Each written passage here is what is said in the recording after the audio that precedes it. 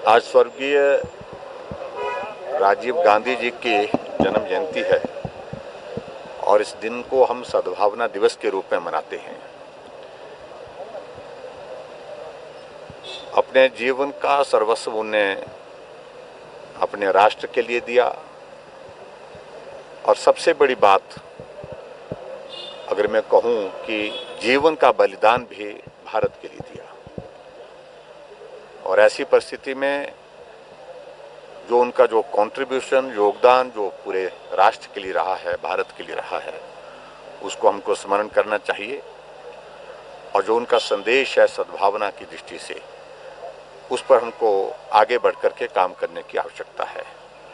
मैं उनको श्रद्धांजलि देता हूं और स्वाभाविक रूप से उनके किए गए कार्यों के लिए और किए गए कार्यों के साथ साथ में उनके महान बलिदान के लिए श्रद्धा सुमन अर्पित करता हूं। Thank you. सर, एक एसएमसी टीचरों की कल उन्होंने कहा है कि अगर सरकार 3 दिन में स्पष्टीकरण नहीं देती है तो देखिए उसमें की राह अपनाएंगे। देखिए ये सारी बातों को लेकर के सिर्फ इतना ही कहना है, निर्णय कोर्ट ने किया है। सरकार एसएमसी के खिलाफ कभी नहीं।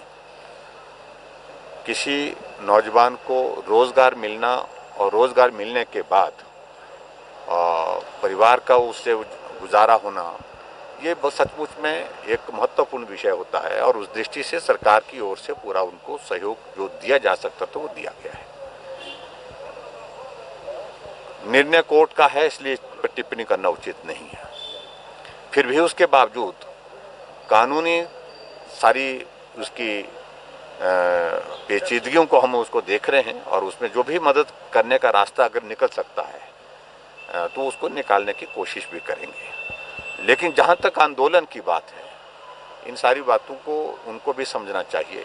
ये सरकार से ज़्यादा जो है न्यायालय की ओर से जो आदेश आया है, उस परिप्रेक्ष्य में ही उनको अपना अगला कार्यक्रम तय करना चाहिए। Thank you. सर, आपके एक मंत्री को विजिलेंस जांच की बात की जा रही है सर, उनकी संपत्ति, उनके रिश्ते आगे में अगर कुछ ऐसा पाया तो सर उन पर कार्रवाई होगी? देखिए अभी सारी बातों को लेकर के इस पर कोई टिप्पणी करना उचित नहीं है। अभी जो जानकारियां पहले तो ये है कि जो दी गई है वो तथ्य पर आधारित हैं कि नहीं, पहले तो यही जानना आवश्यक है। जब जानकारी आएगी हमारे पास इस बात को लेकर फिर आगे बढ़ेंगे। ठीक, थैंक यू।